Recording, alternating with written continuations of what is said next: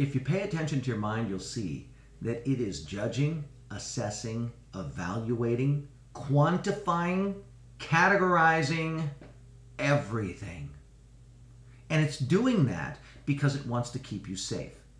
If you listen to the drunk monkey in your head, all of that talking, your mind, you'll see that what it's trying to do is figure out what's going on out there in the world so that you can go towards things that are pleasurable and away from things that will be unpleasurable, negative, potentially dangerous.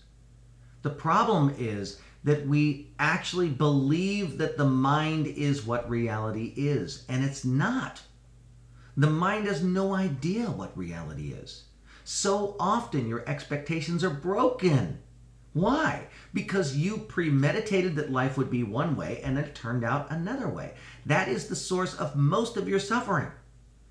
The key for you is to stop believing what the mind has to say and to start noticing that it has a job. And its job, it has a biological function, similar to your bowels. Your bowels are processing waste and excreting it out of the body. Your mind is observing what's going on out there in the world and identifying potential threats and moving towards pleasure, potential pleasurable things. That's its job. That's what it's doing. But that's not the truth. And if you put all of your reality, all of your life, all of your world into your thoughts, you're going to be miserable. You've got to learn to move beyond your thoughts.